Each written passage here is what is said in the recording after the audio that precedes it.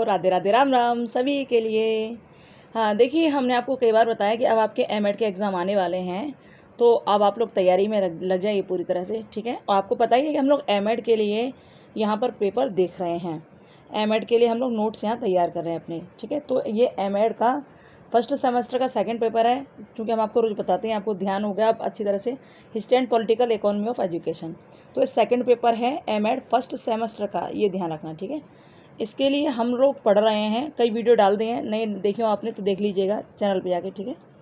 और इसमें हम क्या क्या देख चुके हैं, अभी तो भैया स्टार्ट हुआ है ये, इसका जो पाठ्यक्रम है ना, इसमें हम फर्स्ट वाला जो पॉइंट है ए वाला देख चुके हैं केवल, ठीक है। देख चुके हैं, नहीं देख रहे हैं, ये वाला देख रहे हैं, ठीक है। और देखिए कल हमने जो डाला था, एक आध बच्चा बोल रहा था कि क्लियर नहीं आ रहा है उसमें, तो उन पेपर्स को आज हमने थोड़ा सा डाल दिया है, और उसके आगे के जो पेजेस हैं, उसके आगे का जो पाठ्यक्रम है, ये सब ये हमने उसमें फिर डिस्क्राइब किया है, ठीक है। तो आप देखिए, अच्छा लगेगा आपको, ठीक है। और अच्छा क्या लगेगा, लगाना पड़ेगा भाई, पढ़ना पड़ेगा ना, तभी जाके तो पास होंगे। और वैसे तो एकदम क्लियर है, फिर भी क्लियर नहीं आ रहा हो तो ऊपर वीडियो में देखना 3 पॉइंट्स होंगे यहाँ, तो आप हाई क्वालिटी करके देखना, ठीक है, आपको क्लियर नज़र आ जाएगा। हमने पूरी कोशिश की है कि हम इसमें क्लैरिटी डाल सकें पूरी तरह से, ठीक है। तो चलिए देखते हैं, बढ़ते हैं आगे। हाँ, ये हम लोग देख रहे हैं, आपको पता ही है, ये वाला हिस्टोरिकल परस्पेक्टिव देख रहे हैं। और क्या क्या देख रहे हैं इसमें कि प्राचीन काल में कैसी शिक्षा थी, और स्वतंत्रता से पहले कैसी थी, और स्वतंत्रता के बाद कैसी शिक्षा है, शिक्षा व्यवस्था क्या है, वो देख रहे हैं हम लोग, ठीक है। तो कल हमने कहाँ तक बता दिया था, आपको याद होगा। कल हमने आपको ये भारतीय शिक्षा आयोग के बारे में बता दिया था, पूरा क्या था। हमने आपको ये भी बताया था कि ऐसा पहली बार हुआ था कि जो आज्ञा पत्र 20 साल बाद आता था, ब्रिटिश सरकार 20 साल बाद जिस आज्ञा पत्र को तैयार करती थी, अब की बार वुड डिस्पैच के बाद, वुड के घोषणा पत्र के बाद 28 साल बाद किसी आज्ञा पत्र को तैयार किया गया था, ठीक है। और वह आज्ञा पत्र भारतीय शिक्षा आयोग के द्वारा रखा गया सब लोगों के सामने, ऐसा हुआ, ठीक है। और इसका जो अध्यक्ष था, हमने कल ये बताया था कि विलियम हंटर इसका अध्यक्ष था, और इसी वजह से इसको हंटर आयोग भी कहा जाता था। ये आपको हमने कल बता दिया था अच्छी तरह से, आप उसे देख लेना वीडियो को। यहाँ केवल ये पेज डाल दिए गए क्योंकि बोल रहे थे ना कि पेज क्लियर नहीं है, इसलिए यहाँ पर ये डाल दिए गए, ठीक है। इतना जरूर ध्यान रखना कि ये जो आया था भारतीय शिक्षा आयोग जो आया था, ये वुड डिस्पैच के 28 वर्षों के बाद आया था, ठीक है। और ये 3 जनवरी 1882 में आया था भारतीय शिक्षा आयोग। इसमें 20 सदस्य थे, 20 में से 7 भारतीय थे, ठीक है, बाकी सब अंग्रेज़ थे, ओके। तो ये सब था इसमें, इसका आप स्क्रीनशॉट ले लीजिए। इसके बारे में सारी चीज़ आपको कल बता ही चुके हैं। ये भी बता चुके हैं आपको कि इस आयोग ने, यानी कि भारतीय शिक्षा आयोग ने 7 सप्ताह तक वुड डिस्पैच का अध्ययन किया, और 7 महीने तक फिर ये चारों और सब क्षेत्रों में भ्रमण करके देखा कि जो वुड का घोषणा पत्र था उसके अनुसार लोग चल रहे हैं कि नहीं चल रहे, ठीक है। और उसके बाद क्या किया इन्होंने कि सब चेक करने के बाद, यानी पढ़ने के बाद और नगरों में घूमने के बाद, फिर 770 प्रश्नों का एक दस्तावेज तैयार कर दिया। उसी को भारतीय शिक्षा आयोग कहा गया, ठीक है, उसी को भारतीय शिक्षा आयोग का पत्र कहा गया, ठीक है। ध्यान रखना, इसका आप एक स्क्रीनशॉट ले लो सही से, कल बता दिया है इसलिए पूरा नहीं बताएंगे हम आपको। चलो आगे देखो इसको। अच्छा, एक बात और आपको बताऊँ, आप यदि ये सोच रहे हो कि इसमें क्लियर नहीं है, तो भैया ये किताब में ही क्लियर नहीं है, ये किताब में ही क्लियर नहीं है। इसके बारे में हमने कल आपको पढ़कर बता दिया था, ये तो आप देख लेना, ठीक है। ये किताब में ही क्लियर नहीं है। यहाँ लिखा है, आयोग के प्रतिवेदन से माध्यमिक शिक्षा के 2 उद्देश्य स्पष्ट होते हैं। आयोग के प्रतिवेदन से तो पहला उद्देश्य क्या है, सामान्य जीवन की तैयारी, दूसरा उच्च शिक्षा में प्रवेश की तैयारी। ये हमने आपको कल भी बताया था, ठीक है। तो इसका ये जो ना सामान्य जीवन में प्रवेश की तैयारी और ये उच्च शिक्षा में प्रवेश की तैयारी, ये यहाँ दे दिया गया ए और बी के द्वारा, ठीक है। देखिए, अरे आपके लिए तो आज हम नए टैबलेट पर ये पूरी वीडियो बना रहे हैं अब तो बिल्कुल क्लियर आना चाहिए, ठीक है। देखना, इसका भी स्क्रीनशॉट ले लो, जो कल हमने पढ़ा दिया था उसका आप स्क्रीनशॉट जल्दी से ले लीजिए ताकि आपको क्लियर नज़र आए, ठीक है। देखिए, देखो इसमें एकदम साफ, बहुत ज़्यादा क्लियर दिख रहा होगा ना, देख लीजिए। ये भारतीय शिक्षा आयोग का ही था ये सब कुछ। मुस्लिम शिक्षा में क्या कहा, स्त्री शिक्षा में क्या कहा, धार्मिक शिक्षा में क्या कहा, ठीक है। चलो, ये हम आपको कल बता ही चुके थे, और हमने आपसे ये भी कहा था कि ब्रिटिश कालीन घटनाओं की सूची जो है इसमें भी आप पढ़ लीजिएगा। ये बताया था हमने आपको कि पुर्तगाली जब थे उस टाइम कैसी शिक्षा की व्यवस्था की गई थी, और सब ये ध्यान रखना, जितने भी अंग्रेज आए सब ने मिशनरी शिक्षा को फैलाने की कोशिश करी, मिशनरियों के धर्म को, ईसाई धर्म को फैलाने की कोशिश की। ये हुआ था इसमें ब्रिटिश कालीन शिक्षा में, ठीक है। स्क्रीनशॉट ले लीजिए इसका, क्योंकि कल पेज क्लियर नहीं था तो इसमें साफ़ है, बिल्कुल साफ़ है इसमें तो, ठीक है, ले लीजिए। ये देखिए, इनका स्क्रीनशॉट आप लेते जाइए। जो कल बता दिया था उसका केवल हम ये पेजेस दिखाएंगे आपको, आप स्क्रीनशॉट लेना, और बाकी जो इससे आगे का है उसको हम आपको समझा देंगे अभी, ठीक है। चलिए,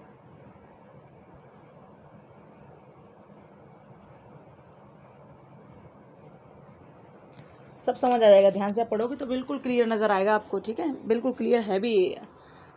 ओके, नहीं फिर भी क्लियर नज़र आए तो ऊपर 3 पॉइंट होंगे, उसमें वीडियो के ऊपर 3 पॉइंट्स नज़र आएंगे आपको, उससे हाई क्वालिटी कर लेना, ठीक है। चलिए,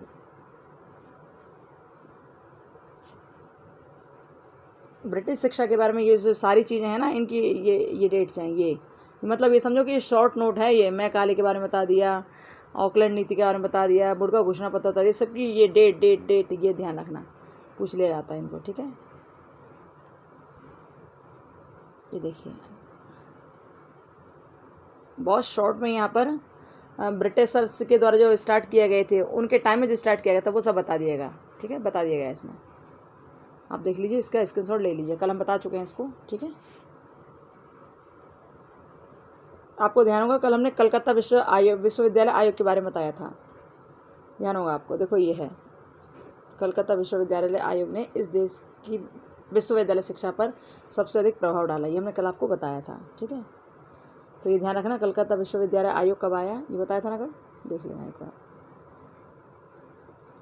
ध्यान रखना कि कलकत्ता विश्वविद्यालय आयोग जो था सन 1913 के शिक्षा संबंधी सरकारी प्रस्ताव में प्राथमिक, माध्यमिक एवं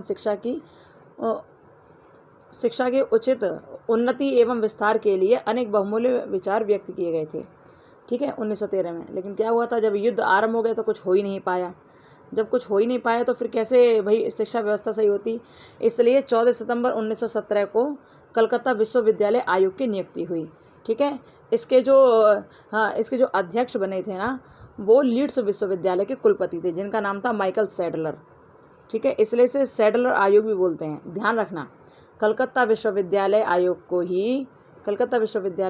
ही सैडलर आयोग के नाम से भी जाना जाता है, और इसकी जो नियुक्ति हुई थी वो 14 सितंबर 1917 को हुई थी, ठीक है। इस आयोग ने अपने अपने प्रतिवेदन प्रस्तुत किए। इसने क्या किया, इसने भी पूरे भारत का भ्रमण किया, और भारत का भ्रमण करने के बाद इसने 17 माह के निरंतर परिश्रम के बाद मई 1919 में अपना प्रतिवेदन सरकार को प्रेषित किया, मई 1919 में। ध्यान रखना, इसमें 17 का इसका खेल है, ध्यान रखना। क्या क्या ध्यान रखना है आपको, सबसे पहली बात तो ये, कलकत्ता विश्वविद्यालय आयोग को सैडलर आयोग के नाम से भी जाना जाता है। 14 सितंबर 1917 को कलकत्ता विश्वविद्यालय की स्थापना हुई, यानी कि आयोग नियुक्त किया गया। इसके अध्यक्ष माइकल सैडलर थे, ठीक है। और इन्होंने क्या किया, इन्होंने पूरे भारत का भ्रमण किया, जहाँ जहाँ पर अंग्रेजी शिक्षा थी वहाँ पर, जहाँ अंग्रेजों का रहन सहन था वहाँ पर, ठीक है। और 17 माह के निरंतर परिश्रम के बाद मई 1919 को इन्होंने अपना प्रतिवेदन सौंपा था, ठीक है।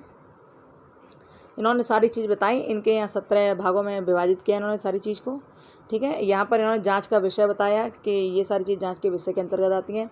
माध्यमिक शिक्षा के बारे में बताया कि माध्यमिक शिक्षा को उच्च शिक्षा का मुख्य आधार मानकर उसके संबंध में इन्होंने सुझाव दिए थे, क्योंकि जब तक एक बच्चा माध्यमिक शिक्षा अच्छी तरह से नहीं ग्रहण करेगा तो वो विश्वविद्यालय शिक्षा को अच्छी तरह नहीं समझ पाएगा।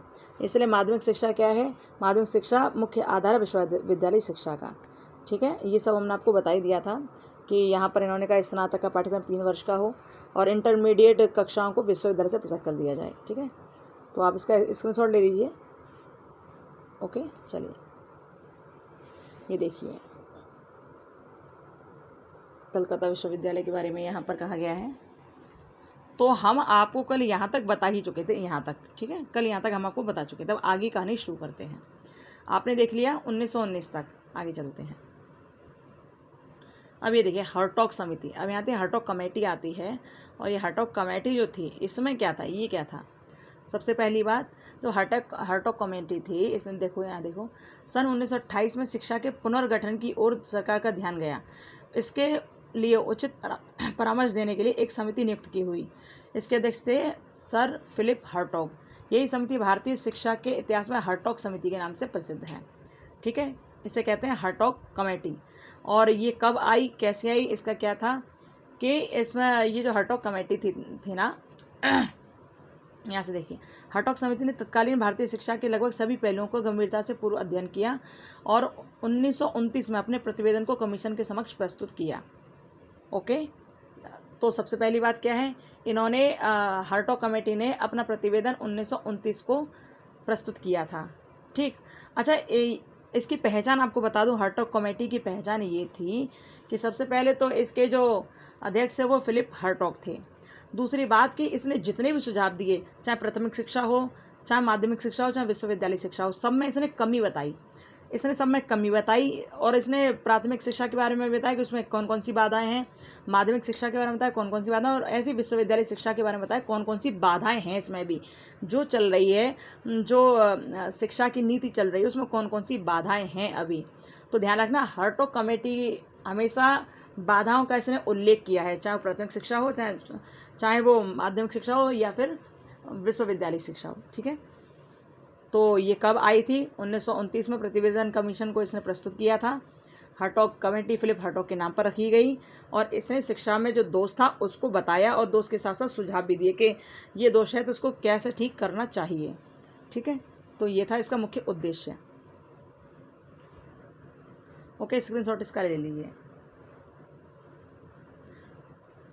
बता दिया इसने हर्टॉग समिति ने कि प्राथमिक शिक्षा के बारे में कौन कौन सी बाधाएं आती हैं, फिर सुझाव दे दिए। ऐसे माध्यमिक शिक्षा के बीच में कौन कौन सी बाधाएं आती हैं, तो ये सुझाव दे दिए। बस इस सुझाव और बाधाएं जो भी नज़र आए, ऐसा कोई ऑप्शन ऑब्जेक्टिव में नज़र आए आपको, ऑब्जेक्टिव पेपर में, तो बस लगा देना कि ये हर्टॉग कमेटी होगी जिसने सुझाव और बाधाएं इन चीज़ों के बारे में बताया। स्त्री शिक्षा के बारे में बताया, माध्यमिक शिक्षा के बारे में बताया। उन्होंने कहा कि माध्यमिक शिक्षा का पर्याप्त विकास हुआ परंतु साथ ही शिक्षा का स्तर भी गिर गया, यानी यहाँ पर भी कमी बताई।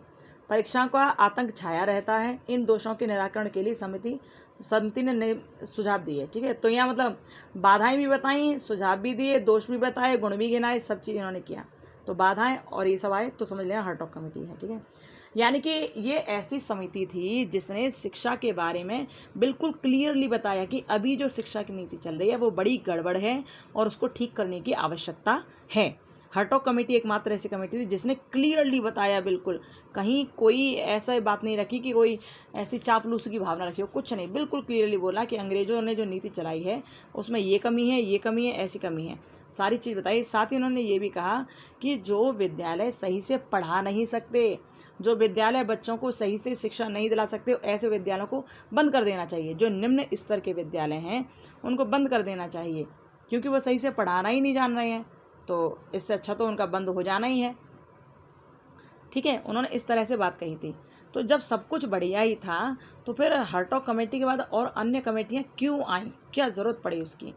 ज़रूरत ये थी, एक बार इसको पढ़ लो, नीचे जो लिखा हुआ हर्टॉग समिति का मूल्यांकन, एक बार इसे पढ़ लो जरा, समझ आ जाएगा क्यों था।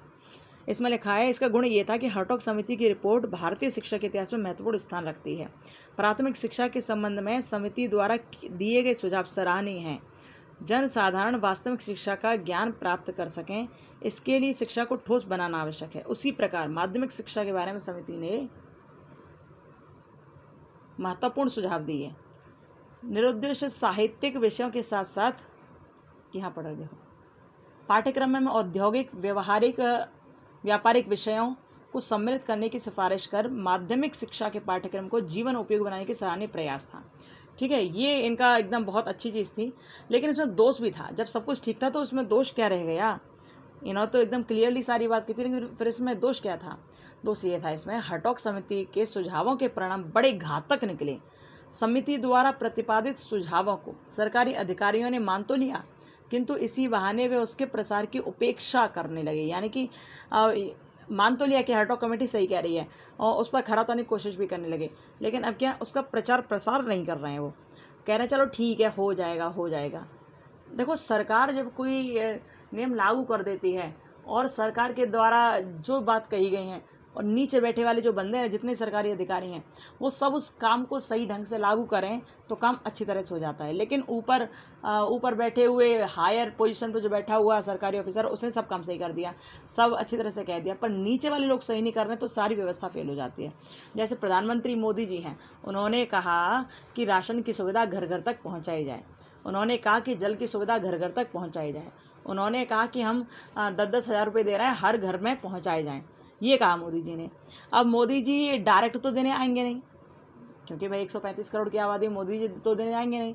तो उन्होंने अपने निचले स्तर, जो अपने से नीचे लोग थे, उनसे कहा कि आप घर घर तक पहुँचाओ। अब उनसे नीचे के और थे, उन्होंने उनसे कह दिया, ठीक है, ये मोदी जी हैं, मोदी जी ने किसी काम करने के लिए कहा अपने अधोधिकारियों को। अब इन्होंने इनसे कह दिया, इन्होंने इनसे कह दिया, ऐसे बात बढ़ती गई। लास्ट में आकर क्या हुआ, लास्ट में आकर ये हुआ कि मोदी जी 10,000 दे रहे हैं, लास्ट में आते आते एक व्यक्ति के पास केवल 100 ही रुपये बचते हैं। अब वो 100 रुपये जब सामने वाले बंदे को देता तो उसमें से भी ये सोचता है कि 10 रुपये मुझे इसमें से बच जाएँ और 90 रुपये इसको मैं दे दूँ। तो ये स्थिति है, जब ऊपर बैठा हुआ व्यक्ति सही काम कर रहा है लेकिन नीचे वाले सही काम नहीं कर रहे तो सब काम बिगड़ जाता है। हरटॉक समिति ने रिपोर्ट अच्छी प्रस्तुत की, सब काम बढ़िया था, लेकिन वहाँ के जो निचले वर्ग के अधिकारी थे, उन्होंने बात को सही से समझा नहीं और अधिकाधिक विद्यालयों को यह कहकर बंद करवा दिया कि यहाँ की जो पढ़ाई है वो निम्न स्तर की है। जब निम्न स्तर की पढ़ाई बता दी अधिकाधिक विद्यालयों की, जिससे भी चिड़न होती है उस विद्यालय को बंद करवा देते हैं ये लोग निम्न स्तर का कहकर। तो जब ऐसा हो गया तो इसका परिणाम ये निकला कि जो प्राथमिक शिक्षा थी ना, वो बिल्कुल बंद होने के कगार पर आ गई, क्योंकि स्कूल बंद होते चले गए, अब बच्चे पढ़ें कहाँ, तो शिक्षा बिल्कुल अवरुद्ध हुई। तो ये था हरटॉक कमेटी, ठीक है। ये क्या आ गया, और देखिए इसके बाद क्या आता है, तो हरटॉक कमेटी के बाद आती है सार्जेंट रिपोर्ट, ठीक है। सार्जेंट रिपोर्ट आती है। जो सार्जेंट रिपोर्ट थी ना, ये भी एक अच्छी रिपोर्ट थी। इसमें क्या था, इसमें केंद्रीय शिक्षा सलाहकार बोर्ड की स्थापना की गई और इसमें पुनर्निर्माण समिति एक बनी, ठीक है। और इसका जो अध्यक्ष था वो सर जॉन सार्जेंट था। इसका जो अध्यक्ष था, शिक्षा सलाहकार था, वो सर जॉन सार्जेंट था। सार्जेंट के नाम पर ही सार्जेंट कमेटी बनी। याद रखना इसमें कुछ चीज़ हैं कि जो सार्जेंट था उन्होंने 1944 में बोर्ड के समक्ष प्रस्तुत किया था क्या, अपना स्मृति पत्र। और इस स्मृति पत्र को जो उन्होंने 1944 में बोर्ड के सामने प्रस्तुत किया था, उसमें 4 बातें मुख्य रूप से रखी गई थीं, ठीक है। उसमें 4 बातें मुख्य रूप से रखी गई थीं। देखो यहाँ एकदम क्लियर नज़र आ रहा है, आप लोग अच्छी तरह पढ़ लेना। हम बिल्कुल शॉर्ट नोट में आपको समझा रहे हैं, क्योंकि और भी बहुत सारा भाई अभी आपको पढ़ना है, अभी तो स्टार्टिंग ही हुई है। तो मुख्य रूप से इनकी डेट आप याद रखना, मुख्य रूप से इनकी डेट याद रखना कि क्या क्या हुआ था। सार्जेंट रिपोर्ट का उद्देश्य क्या था और क्या हुआ था इसमें, ये ध्यान रखना कि 1944 में सार्जेंट ने अपना एक स्मृति पत्र प्रस्तुत किया, किसके सामने, बोर्ड के सामने। इसी को सार्जेंट रिपोर्ट के नाम से जाना जाता है। सार्जेंट रिपोर्ट 4 भागों में विभाजित थी। पहले सार्जेंट रिपोर्ट, दूसरा सार्जेंट योजना, तीसरा भारत में युद्धोत्तर शिक्षा विकास की योजना, और चौथा था केंद्रीय शिक्षा सलाहकार बोर्ड की रिपोर्ट। आपको पता होगा कि भारत में जो युद्ध चला था, द्वितीय विश्व युद्ध, उस टाइम की बात है ये, ठीक है। युद्ध हुआ, उसके बाद फिर ये सब कैसे शिक्षा व्यवस्था सुधरती, इसके लिए सार्जेंट रिपोर्ट प्रस्तुत की गई थी, ठीक है। इसका उद्देश्य क्या था, सार्जेंट रिपोर्ट 12 भागों में विभाजित थी, ठीक है। और इसका जो उद्देश्य था ना, इसका उद्देश्य ये था कि हम जो 12 भाग हैं, उन भागों के द्वारा प्राथमिक शिक्षा से लेकर उच्च शिक्षा तक सारी चीज़ों को हम क्रियान्वित करेंगे, सही बताएंगे, और पंचवर्षीय योजना के माध्यम से हम इसको शिक्षा ग्रहण कराएंगे सभी विद्यार्थियों को। इसका मुख्य उद्देश्य यही था, ठीक है। पूरा पढ़ लेना आप लोगों से, है ना। तो इसका ये मुख्य उद्देश्य था। इन्होंने पूर्व माध्यमिक शिक्षा के बारे में बताया। इन्होंने कहा कि पूर्व माध्यमिक शिक्षा 3 से 6 वय वर्ग के बालकों एवं बालिकाओं के लिए होनी चाहिए और कम से कम 10 लाख बच्चों के लिए शिशु शालाओं की स्थापना की जाए। इन्होंने इस तरह बताया। और छोटे बच्चों के लिए केवल महिला शिक्षिका ही हों, केवल शिक्षिका ही होनी चाहिए, शिक्षक नहीं होने चाहिए, ठीक है। केवल अध्यापिका की ही नियुक्ति की जाए बच्चों को पढ़ाने के लिए, ठीक है। इन्होंने सार्जेंट रिपोर्ट में ये कहा। डेट याद रखना बहुत ज़्यादा, कितने उसमें प्रस्तुत किया गया, कितने भागों में, ठीक है। आगे देखिए, इन्होंने बहुत सारी बातें कही, इन्होंने इतनी सारी बातें कही। देखिए, प्राथमिक शिक्षा है, बेसिक शिक्षा। इन्होंने कहा प्राथमिक और मिडिल स्तरों की शिक्षा को सम्मिलित किया है इन्होंने, उसके संबंध में निम्नलिखित सुझाव दिए। इन्होंने कौन कौन सी शिक्षा को सम्मिलित किया? प्राथमिक और मिडिल स्तर की। इन्होंने ये कहा कि 6 से 14 वर्ष की आयु के सब बालकों को निःशुल्क और अनिवार्य शिक्षा दी जानी चाहिए। उसके अलावा ये अपनी रिपोर्ट में कहते हैं कि बेसिक शिक्षा को 2 भागों में विभक्त किया जाना चाहिए। जूनियर बेसिक शिक्षा जो 6 से 11 वर्ष के बच्चों तक के लिए हो, और सीनियर बेसिक शिक्षा जो 11 से 14 वर्ष के बच्चों के लिए हो। ऐसी शिक्षा होनी चाहिए। इसके अलावा इन्होंने जूनियर बेसिक स्कूल के पाठ्यक्रम में अंग्रेजी को स्थान नहीं दिया। अब देखो, पहली बार ऐसा एक बड़ा काम हुआ था कि अंग्रेजी को स्थान दिया ही नहीं गया। किस रिपोर्ट में? इनकी सार्जेंट रिपोर्ट में पहली बार ऐसा हुआ था। नहीं तो हर अंग्रेज ने अंग्रेजी को स्थान दिया, भाई कुछ भी पढ़ो पर अंग्रेजी जरूर पढ़ो। लेकिन यहाँ पर क्या कहा? सार्जेंट ने कहा कि जूनियर बेसिक स्कूलों के पाठ्यक्रम में अंग्रेजी को उन्होंने स्थान दिया ही नहीं। ठीक है। और इन्होंने क्या कहा? सीनियर बेसिक स्कूल में अंग्रेजी की शिक्षा साधारणतः नहीं दी जानी चाहिए, किंतु यदि किसी प्रांत में अंग्रेजी की मांग है तो प्रांतीय शिक्षा विभाग उसकी पढ़ाई की आगे दे सकता है। यानी कि आवश्यकता नहीं है बिल्कुल भी जूनियर बेसिक स्कूलों में और सीनियर बेसिक स्कूल में इंग्लिश पढ़ाने की कोई आवश्यकता नहीं है, अंग्रेजी को माध्यम बनाने की कोई आवश्यकता नहीं है। लेकिन वहाँ का क्षेत्र यदि ये चाहता है कि इंग्लिश की शिक्षा दी जाए तो ही शिक्षा दी जाएगी इंग्लिश की। ठीक है। और क्या कहा? इन्होंने कहा दोनों प्रकार के स्कूलों में जो शिक्षा का माध्यम होगा ना, वो मातृभाषा होगी। बच्चा जैसे सीख रहा है, जैसे अपने परिवार में रहकर भाषा सीख रहा है, उसी भाषा में उसको सिखाई जाएगी पढ़ाई, उसी भाषा में उसको शिक्षा दी जाएगी। ये था उनका। ओके। फिर हाई स्कूल के बारे में इन्होंने क्या बात कही कि हाई स्कूल में पढ़ाई कैसी होनी चाहिए? तो इसके बारे में इन्होंने कहा कि हाई स्कूल की शिक्षा 6 वर्ष की, टोटल 6 वर्ष की होगी हाई स्कूल, मतलब 11 साल से लेकर 17 वर्ष तक की आयु के बालक और बालिकाओं के लिए होनी चाहिए हाई स्कूल की शिक्षा। ठीक है। और उसके अलावा जूनियर बेसिक स्कूलों की शिक्षा समाप्त करने वाले छात्रों में से लगभग 20% को हाई स्कूल में प्रवेश दिया जाना चाहिए। यदि 100 बच्चे जूनियर बेसिक स्कूल में पढ़ रहे थे तो उसमें से 20 बच्चों को ही हाई स्कूल में प्रवेश दिया जाना चाहिए। अब आप ये सोचो कि यदि हम 20 न दें 50 को दें तो इसलिए नहीं है ये सब, क्योंकि ये लोग इतना कठिन नियम बना दिया करते थे। जैसे जूनियर हाई स्कूल इन्होंने पास किया, अब हाई स्कूल की ओर ये जब बच्चे जाते थे तो वहाँ ऐसा टेस्ट, भयंकर टेस्ट लेते थे कि 20% ही विद्यार्थी केवल प्रवेश ले पाएँ, या मेरिट के हिसाब से यहाँ हो जाया करता था, ऐसा होता था। ठीक है। इसमें क्या, हाई स्कूल में अध्ययन करने वाले छात्रों में से केवल 50% छात्रों से शुल्क लिया जाना चाहिए और 50% को निःशुल्क शिक्षा दी जानी चाहिए। समझ रहे हो? पहले तो जूनियर हाई स्कूल जैसे 100 बच्चों ने किया था, उनमें से तो 20 बच्चों को ही हाई स्कूल में, 20 बच्चों को ही हाई स्कूल में एडमिशन दिया जाएगा, और 20 बच्चों में से 10 बच्चों को फीस देनी होगी और 10 बच्चों को फ्री में शिक्षा दी जाएगी। ऐसा था इनका। ठीक है। सार्जेंट रिपोर्ट में ये कहा गया।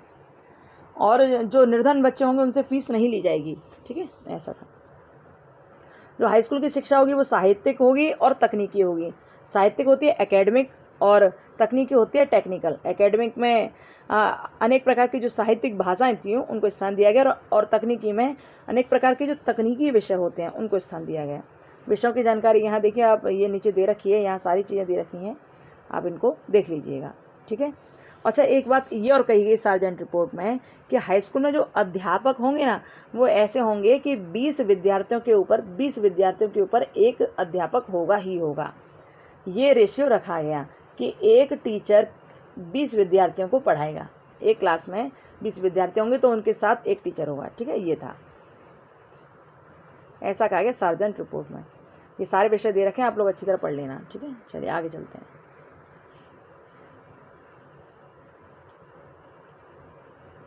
इन्होंने जूनियर हाई स्कूल के बारे में बताया, सीनियर हाई स्कूल के बारे में बताया, हाई स्कूल के बारे में बताया। अब विश्वविद्यालय शिक्षा के बारे में ये क्या कहते हैं? इन्होंने देखो BA BSc के बारे में पहले बता दिया। इन्होंने कहा कि BA BSc आदि स्नातक उपाधि प्राप्त करने की न्यूनतम अवधि 3 वर्ष होगी। यानी अब भी तो है, आप BSc करते हो 3 साल की करते हो, BA करते हो 3 साल की करते हो ना, तो ये वही था। और अच्छा, इन्होंने एक बात कही, इन्होंने ये कहा कि इंटरमीडिएट कक्षाओं को भंग कर देना चाहिए। उनकी 11वीं की कक्षा को हाई स्कूल से और 12वीं की कक्षा को विश्वविद्यालय से संबंध कर देना चाहिए। यानी कि ये कहना चाह रहे हैं कि जो 12th क्लास है, जो इंटरमीडिएट क्लास है, उनको एकदम ख़त्म कर दो। ख़त्म कैसे कर दोगे कि हाई स्कूल तक तो बच्चा पढ़ लिया, 10th क्लास तक बच्चा पढ़ लिया, तो 10th के बाद इसमें एक क्लास और जोड़ दो, 11th क्लास, तो ये शिक्षा तो हो जाएगी विद्यालय में। ठीक है। लेकिन अब जो 12वीं क्लास है प्लस जो उच्च शिक्षा के हैं, जैसे BA BSc BCom जो भी चीज़ें हैं, ये सारी चीज़ों को आप विश्वविद्यालय के अंतर्गत दे दो। इसलिए अब जो इंटरमीडिएट की जो क्लास होती थी 11th और 12th के लिए, 11th और 12th के लिए, इनके लिए कोई अलग विद्यालय की आवश्यकता नहीं है, इनके लिए किसी अलग कोर्स की आवश्यकता नहीं है। बस इसको ऐसा करो कि 11th को 10th के साथ मिला दो और 12th को उच्च शिक्षा के साथ मिला दो। केवल इनका ये मत था, ये ध्यान रखना। ये बात और भी किसी ने कही थी, आगे आप पढ़ोगे आप समझ जाना, ठीक है। तो इनका ये मुख्य बात यही थी कि इंटरमीडिएट कक्षाओं को भंग कर दो, 11वीं को हाई स्कूल के साथ और 12वीं को विश्वविद्यालय के साथ जोड़ दो, ऐसा था इनका। और इन्होंने क्या कहा, जब ये बच्चे जैसे कि 10वीं के साथ जो 11वीं वाले पढ़कर जाएंगे, तो जितने बच्चे यहाँ से पढ़कर जाएंगे उनमें से जो आगे वाली परीक्षा की तैयारी करेंगे 12th के बाद, जो BA BSc BCom की तैयारी करेंगे, तो यहाँ केवल वही विद्यार्थी प्रवेश पाएंगे जो बहुत ज़्यादा इंटेलिजेंट होंगे, बहुत ज़्यादा इंटेलिजेंट छात्र ही यहाँ पर प्रवेश पाएंगे। इतना कठिन बना दो यहाँ पर एंट्रेंस टेस्ट को। इनका उद्देश्य ये था कि जो बच्चे यहाँ से पास होकर निकल रहे हैं उनके लिए इतना कठिन एंट्रेंस टेस्ट रख दो कि जो यहाँ पर आए वो बड़ी मुश्किल से ही आ पाएँ, 15 में से एक बच्चा ही प्रवेश पा सके, इतना कठिन कर दो यहाँ का टेस्ट, ये था, ठीक है। सार्जेंट ने कहा कि टेस्ट को बहुत कठिन कर दो जिसमें 15 में से केवल एक छात्री विश्वविद्यालय में प्रवेश पा सके, ये इनका कहना था। और तकनीकी और व्यावसायिक शिक्षा के बारे में क्या था, इन्होंने इन चारों की व्यवस्था यहाँ पर की, ठीक है। वयस्क शिक्षा के बारे में क्या था कि 10 से 40 वर्ष तक की अवस्था के वयस्कों के लिए वयस्क शिक्षा का आयोजन किया जाना चाहिए, ठीक है। और वयस्क शिक्षा की अवधि होगी कम से कम 1 वर्ष। देखो जो मुख्य इंपॉर्टेंट पॉइंट है हमने वहाँ पर उसे इस तरह हाईलाइट कर दिया है, ठीक है, देख लेना। अध्यापकों के प्रशिक्षण की बात भी इन्होंने कही कि जो अध्यापकों को हम प्रशिक्षण देंगे ना, जैसे कोई B.Ed कर रहा है और या फिर किसी बच्चे को पढ़ाने के लिए जो तैयारी कर रहा है, तो टीचर्स ट्रेनिंग के लिए भी इन्होंने बात कही। इन्होंने ये कहा कि जो छात्र अध्यापक होंगे उनसे कोई शुल्क न लिया जाए और उनके रहने की व्यवस्था कॉलेज के आसपास ही की जाए, या फिर यदि कॉलेज के आसपास व्यवस्था नहीं की जा रही तो उनके लिए ऐसे घरों की व्यवस्था की जाए जो उनके कॉलेज के आसपास ही हों, ठीक है। ये सब उन्होंने कहा। और योग्य व्यक्तियों को शिक्षा व्यवसाय के प्रति आकृष्ट करने के लिए अध्यापकों के वेतन में वृद्धि की जानी चाहिए, ठीक है। ये था सार्जेंट रिपोर्ट। इसका मूल्यांकन हम लोग करते हैं तो क्या कहते हैं कि जो सार्जेंट रिपोर्ट थी ना, उसके समकक्ष अभी तक एक भी प्रस्ताव नहीं आया, एक भी रिपोर्ट नहीं थी, क्योंकि ये सबसे बेहतर रिपोर्ट मानी गई सार्जेंट रिपोर्ट। भारतीय शिक्षा का संपूर्ण चित्र था ये, उसके दोषों का निर्भीक वर्णन था। इन्होंने निर्भीक वर्णन किया भारतीय शिक्षा व्यवस्था के दोषों का, ठीक है। ये सब तो हो गया। अब इन्होंने था तो ये बहुत अच्छी रिपोर्ट, सार्जेंट रिपोर्ट, लेकिन इसके बावजूद भी जो कमी ढूंढने वाले होते हैं कमी ढूंढ लेते हैं। और भाई देखो, हर चीज़ के दो पहलू होते हैं, एक में अच्छाई है तो बुराई भी कहीं ना कहीं होगी ही ना। तो जब इन्होंने सारी चीज़ बढ़िया दिखाई, लेकिन फिर भी कहीं एक कमी ये रहेगी कि इन्होंने ग्रामीण शिक्षा के बारे में कोई बात नहीं कही, तो कमी ये रह गई इनकी। और कुछ लोगों ने कहा कि इनकी जो सार्जेंट रिपोर्ट जो थी ना, वो खर्चीली थी, ज़्यादा काल्पनिक थी और विलंबकारी थी, इन्होंने ऐसा कहा, ठीक है। तो ये थी सार्जेंट रिपोर्ट। आप लोग बहुत ध्यान रखिएगा कि क्या थी और कैसी थी, ठीक है। 1944 में ये आई, आपको पता ही, हम बता चुके हैं आपको, ठीक है। चलिए, सार्जेंट रिपोर्ट के बाद आती है ये मुख्य बात क्या है। आपने देखो अंग्रेजों के टाइम में जितनी शिक्षा व्यवस्था थी सबको देख लिया है, ओके। 1944 तक की शिक्षा आपने देख लिया है, लेकिन यहाँ पर एक संक्षिप्त में जानकारी दी जा रही है कि ब्रिटिश शिक्षा प्रणाली जो थी ना, उसमें क्या क्या दोष थे और क्या क्या गुण थे, इसमें मुख्य रूप से अब ये बताया जा रहा है। तो एक ओवरव्यू इसका आप ले लोगे तो आपको समझ आ जाएगा कि वास्तव में क्या दोष थे और क्या गुण थे, ठीक है। आप जानते ही हो कि अंग्रेज़ों ने हमारे भारत में लगभग 200 वर्षों तक शासन किया है, और जो 200 वर्षों तक कोई व्यक्ति यहाँ पर रह कर गए हैं तो भैया उसकी सभ्यता, उसकी संस्कृति, उसके आचार विचार का प्रभाव देश पर पड़ेगा, देश के लोगों पर पड़ेगा। 200 वर्ष तो छोड़ो, यदि कोई 10 दिन भी अपने घर रह जाए तो उसकी कुछ ना कुछ आदत अपने घर के किसी ना किसी सदस्य में आ ही जाती है, उसके व्यवहार ट्रांसफ़र होना लगता है। तो यहाँ तो अंग्रेज़ 200 वर्ष तक रहे थे तो भैया बहुत बड़ी अपनी छाप छोड़ कर गए। तो लेकिन उसी जो छाप उन्होंने छोड़ी जो उन्होंने व्यवस्था यहाँ रखी, उसी व्यवस्था के बारे में कुछ विद्वानों ने कहा कि उन लोगों की जो छाप छूटी है ना अंग्रेज़ों की हमारे देश में, वो बहुत गलत थी, बहुत ख़राब थी। कुछ लोगों ने कहा बहुत ख़राब थी और कुछ ने कहा बहुत अच्छी थी। उन्होंने कहा कि ब्रिटिश शिक्षा प्रणाली जो थी ना, अंग्रेज़ों की शिक्षा प्रणाली थी ना हमारे देश के लिए, वो बेकार थी, और कुछ ने कहा बहुत अच्छी थी। तो बस यहीं पर उनके गुण और दोष अब ब्रिटिश शिक्षा प्रणाली के यहाँ पर प्रस्तुत किए गए। जिन्होंने कहा अच्छी थी, उन्होंने ब्रिटिश काल की शिक्षा के गुण बताए। जिन्होंने कहा कि उनकी जो सभ्यता, संस्कृति और शिक्षा हमारे देश में रही ब्रिटिश काल में, वो बुरी थी वहाँ, और वो लोग बुरे थे, तो उन्होंने दोष गिनाए ब्रिटिशकालीन शिक्षा के। ठीक है, जिनको अच्छी लगी उन्होंने गुण गिना दिए, जिनको बुरी लगी उन्होंने दोष गिना दिए। तो क्या क्या था देखिए। अब देश में मतभेद तो होता ही है, लोगों के माइंड में मतभेद तो होता ही है, अपने अपने मन के अनुसार सब चलते हैं।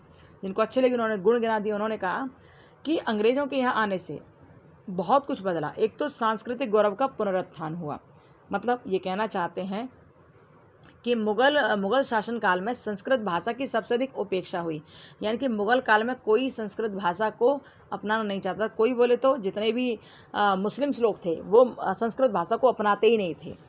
तो सबसे ज़्यादा उस समय हमारे संस्कृति का ह्रास हुआ था मुग़ल काल के समय।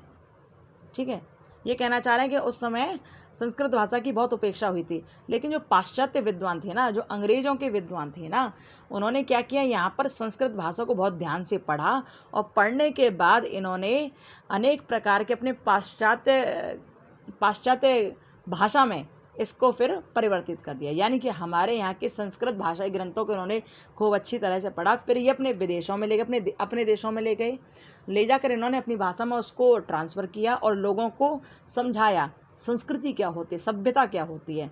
तो इससे तो हमारे जो ज्ञान था वो देश विदेशों में फैल गया। तो ये तो एक अच्छी बात है, इन्होंने ऐसा कहा। ठीक है, और ये कहा इन्होंने कि अनेक बड़े बड़े विद्वान हुए, जिनमें जॉन्स, कोलबुल, मुनियर, विलियम्स, इतने सारे लोग थे जो हमारे यहाँ की संस्कृति सभ्यता को लेकर गए और अपनी भाषा में वहाँ ट्रांसफ़र करके पूरी दुनिया में फैला दिया। ठीक है, तो इनके अनुसार गुण था। एक दूसरा क्या था, विज्ञान शिक्षा की प्रगति। इन्होंने कहा कि अंग्रेज़ जब आए ना, तो उनके आने से ज्ञान विज्ञान हम लोगों को सीखने के लिए मिला, क्योंकि इन्होंने ज्ञान विज्ञान के क्षेत्र में आश्चर्यजनक परिवर्तन किए और सफलता प्राप्त की। तो ये ऐसा कहना चाह रहे हैं, मतलब ये बोल रहे हैं कुछ लोग कि इससे पहले ज्ञान विज्ञान की कोई कला हम लोगों को याद ही नहीं थी। शायद ये लोग भूल गए थे कि पहले चाणक्य भी थे, पहले पाणिनि भी थे, पतंजलि भी थे, और भी बहुत लोग थे, अगस्त्य मुनि हुए, बहुत सारे ऋषि मुनि हुए जिन्होंने भाई बहुत सटीक उनका ज्ञान और विज्ञान था। खैर, इस काल की बात हो रही है तो यहाँ के लोग इनकी बड़ाई करेंगे ही। ठीक, आगे देखिए, सामाजिक चेतना का विकास। गुण गिनाते हुए कहा गया कि समाज में अनेक प्रकार की कुरीतियाँ व्याप्त थीं पहले, लेकिन अंग्रेज़ों के आने से कुछ कुरीतियों का नाश हुआ, जिसमें राजा राम मोहन राय ने सती प्रथा का अंत किया, बाल विवाह के विरुद्ध आवाज़ बुलंद की। ये सारी बात कहना चाह रहे हैं। देखो, अंग्रेज़ हमारे देश के लिए कभी बढ़िया नहीं हुए, हमने आपसे कल भी कहा था, हमेशा कहेंगे। इन्होंने अपना काम निकालने के लिए सारा शासन किया हम लोगों के ऊपर। अपना काम निकालने के लिए इन्होंने कुछ लोगों को पढ़ाया लिखाया और आगे बढ़ाया, बस इतना हुआ। क्योंकि ये एक होनहार क्लर्क चाहते थे, क्लर्क वर्ग चाहते थे, अंग्रेजी वर्ग चाहते थे। तो जो लोग गुण गिना रहे हैं तो वो कह रहे हैं सामाजिक चेतना का विकास हुआ इनके आने से, और सती प्रथा का अंत हुआ, बाल विवाह के विरुद्ध आवाज़ उठाई गई। तो ये सारी बातें हैं, तो मतलब कुछ अच्छा हुआ, सामाजिक कुरीतियों का नाश किया इन्होंने, ये कहना। ठीक है, आगे देखिए, स्त्रियों की दशा में सुधार। ये एक बात ये कहते हैं कि अंग्रेज लोग स्त्रियों को आदर की दृष्टि से देखते थे, उनसे प्रभावित होकर स्त्री शिक्षा पर उन्होंने बल दिया। ठीक है, ये बात थी। आगे तार्किक दृष्टिकोण का विकास हुआ, यानी कि अंग्रेज़ों के आने से तार्किकता बढ़ गई, यानी कि प्रश्न पूछने की जो क्वालिटी थी वो बढ़ गई। लोग एक दूसरे से प्रश्न करते हैं, तार्किकता मन में रखते हैं, क्लियरली जवाब देते हैं, किसी बात को सोच कर बोलते हैं। ऐसा हुआ उनके आने से। शिक्षा प्रसार के नवीन साधन। पहले शिक्षा का प्रसार सही से नहीं हो पाता था, पहले मौखिकता को ज़्यादा दिया था, व्याख्यान विधि को ज़्यादा वो किया जाता था कि किसी ने सुना दिया, बोल दिया आपके सामने, टीचर पढ़कर चले गए और आपने उसे ग्रहण किया, अपने माइंड में सेट कर लिया, पहले ऐसा था। लेकिन जब से अंग्रेज़ आए तो उन्होंने नवीन साधन प्रस्तुत किए। क्या क्या? उन्होंने मुद्रणालय यानी कि छपाई के कारखाने शुरू किए, पुस्तक छपने लगी, पुस्तकालय बनने लगे, और वाचनालय, लाइब्रेरी वगैरह बनने लगी, रेडियो आ गया, चलचित्र आ गए। ठीक है, तो ये सारी चीज़ों का उन्होंने इस माध्यम से उन्होंने शिक्षा का प्रसार किया। और ललित कलाओं का विकास। इन्होंने अजंता एलिफेंटा की कला का मूल्यांकन कर उन्हें संसार की महानतम कलाकृति बताया। अब आश्चर्य की बात तो ये है कि जब बाहर के लोग हमारी जिस चीज़ को अच्छा कहते हैं ना, तो वो अच्छी है, और हम लोग अपनी चीज़ को अपनी आंखों से देख ही नहीं पाते कि वो अच्छी है या बुरी है, लेकिन बाहर के किसी ने बड़ाई कर दी तो हम लोग खुश हो जाते हैं। यही तो है, अपने हाथ का, अपनी खुशियों का, अपने दुखों का रिमोट कंट्रोल दूसरे के हाथ में सौंपना। इसी को कहते हैं कि किसी ने कहा कि आहा आज तो आपने बड़े अच्छे कपड़े पहने हैं, तो हम लोग खुश हो जाते हैं कि हाँ वास्तव में हमने अच्छे कपड़े पहने हैं, चाहे वो कितने बुरे कपड़े हों। लेकिन किसी बाहर वाले ने आकर कह दिया, अरे बहन आज तो तुम बहुत अच्छे कपड़े पहनी हो, अरे भैया आज तो तुमने कपड़े बिल्कुल अच्छे पहने, हैंडसम लग रहे हो बहुत, और सब कुछ बहुत अच्छा है, क्या बात है, बड़े खुश हो, बहुत सुंदर लग रहे हो। बाहर वाले ने कह दिया तो हम लोग खुश हो गए, आहा ये कि इसने जो कहा है बिल्कुल सच है। लेकिन हमें भले वो अच्छा नहीं लग रहा है, लेकिन बाहर वाले ने कहा तो हमें अच्छा लग गया। पर हम कितने भी सुंदर कपड़े पहने, हम कितने भी अच्छे, लेकिन बाहर वाले ने कह दिया ये अच्छे नहीं लग रहे हैं आपके कपड़े, आपके शक्ल भी कितनी ख़राब सी हो रही है, ये सब हो रहा, तो हमको दुख हो गया, तुमको बुरा लग गया। तो इसे कहते हैं कि अपने ज़िंदगी का रिमोट कंट्रोल दूसरे के हाथों में रखना। हमेशा याद रखना, दूसरों के हाथों में रिमोट कंट्रोल रखोगे ना तो रोते रहोगे ज़िंदगी भर और दुखी रहोगे, क्योंकि वो तो जैसे चाहेगा वैसा आपको चला ही देगा। तो अपना रिमोट कंट्रोल अपने हाथों में रखिए। आपको पता होना चाहिए कि मैं जो कर रहा हूँ वास्तविकता में वो सही है अथवा नहीं, ठीक है, वो ध्यान रखो। और दूसरे के कहने में आकर ऐसा नहीं है कि उसने कुछ कहा तो आप दुखी हो गए, उसने कुछ कहा तो आप सुखी हो गए, ऐसा नहीं, अपने हिसाब से सोचो, तार्किक बनो, ठीक है। तो यहाँ भी देखिए ललित कला के बारे में अंग्रेजों ने महानतम कृति बना दिया अजंता एलिफेंटा को, तो हमारे देश के लोगों को लगा कि हाँ वास्तव में महान है, नहीं तो हमारे तो लोग मान ही नहीं रहे थे। और सही भी है, ये नहीं मानते थे, ये लोग पहले नहीं मानते थे, लेकिन अंग्रेजों ने कहा तो मान गए। वही बात कि जब हमारे यहाँ महर्षि पतंजलि ने योग के बारे में बताया, उनसे बड़ा तो कोई योगी नहीं ना, योग के बारे में तो सबसे पहले महर्षि पतंजलि ने बताया। उन्होंने निर्माण किया योग का, लेकिन हमारे देश में इसकी कोई वैल्यू नहीं थी योग की। लेकिन जब यही योग पाश्चात्य सभ्यता में गया, जब यही योग अंग्रेज़ों के पास गया और वहाँ से योगा बन के लौट आया, पहले योग था ये अपने भारत का ही था ये योग, लेकिन जब अंग्रेज़ों के पास गया, अंग्रेज़ों के पास से योगा बन के लौटा, तो अब भारत के घर घर में योगा योगा हाई योगा हाई योगा, बस हर वक्त योगा योगा होता है। अब सब योगा के भक्त हो गए। तो भैया अपनी चीज़ भी लोगों को तभी पसंद आती है जब दूसरा तारीफ़ कर दे। दूसरे के तारीफ़ करने से पहले अपने आप ही देख लिया करो कि मैं अच्छा हूँ या बुरा हूँ, या मेरी चीज़ अच्छी है बुरी है, तभी ज़्यादा अच्छा है, ठीक है। चलिए आगे देखते हैं। भारतीय पुनर्जागरण। ये लोग कहते हैं कि अंग्रेज़ों के आने से ही भारतीयों के मन में जो बौद्धिकता थी वो पनपी, और सोचने विचारने का जो दृष्टिकोण था वो बदलाव, उसमें बदलाव हुआ, और भारतीय जागरण का सूत्रपात हुआ अंग्रेजी साहित्य से, विज्ञान से और आधुनिक दर्शन से, ठीक है, इस तरह उन्होंने कहा। यानी कि अंग्रेजों ने पुनर्जागरण में विशेष सहयोग दिया। और उसके बाद होता है आर्थिक क्षेत्र में प्रगति। अंग्रेजों के आने से नवीन उद्योग, नवीन व्यवसाय तथा कल कारखानों की स्थापना हुई, ठीक है, ये इसके गुण बताए गए। और इसके अलावा बताया गया नव जागरण के बारे में कि पहले हमारा देश अंधकार में जा रहा था, लेकिन अंग्रेज़ों के आने से, मैकाल के प्रयासों से और पाश्चात्य ज्ञान से अब हमारा देश अंधकार में नहीं जा रहा, वहाँ नव जागरण का प्रवेश हुआ, नव चेतना लोगों के भीतर विकसित हुई, भारतीयों के भीतर विकसित हुई, ऐसा कहते हैं ये। जबकि मैकाले ने तो नाश कर दिया बिल्कुल शिक्षा व्यवस्था का भी और भारतीय लोगों का भी, ऐसा हुआ। लेकिन खैर गुण गिना रहे तो गुण ही देखिए फिलहाल आप। देसी साहित्य का विकास, ये कह रहे हैं देसी साहित्य का विकास हुआ। अब ये देखिए, ये बड़ा डिप्लोमेटिक है, कैसे, ये कह रहे हैं देसी साहित्य का विकास हुआ। बताओ अंग्रेज़ों के टाइम पर अंग्रेज़ों ने केवल अंग्रेजी को ही प्रोत्साहन दिया, अंग्रेज़ों को ही वर्चस्व मतलब आगे बढ़ाया, तो फिर देसी भाषाओं का विकास कैसे हुआ। यहाँ तो एक बात ही सही कहते हैं, क्या कह रहे हैं कि एक तरफ थी हमारी देसी भाषा, दूसरी तरफ थी विदेशी भाषा, ठीक है, ये विदेशी भाषा थी और ये देसी भाषा थी। जब अंग्रेज़ आए तो उन्होंने इस विदेशी भाषा को पूरे भारत में फैलाने की कोशिश की, पूरे भारत में, तो पूरे भारत में फैलती भी जा रही थी चारों तरफ ये।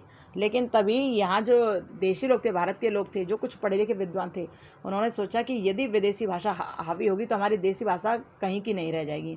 इसलिए जैसे विदेशी लोग विदेशी भाषा को बढ़ाने के लिए कोशिश कर रहे हैं, ऐसे हम देसी भाषा को बढ़ाने के लिए पूरी कोशिश में लग जाएँ। जब पूरी कोशिश में लग जाएंगे तो हमारी देसी भाषा ही आगे निकलेगी और विदेशी खत्म हो जाएगी।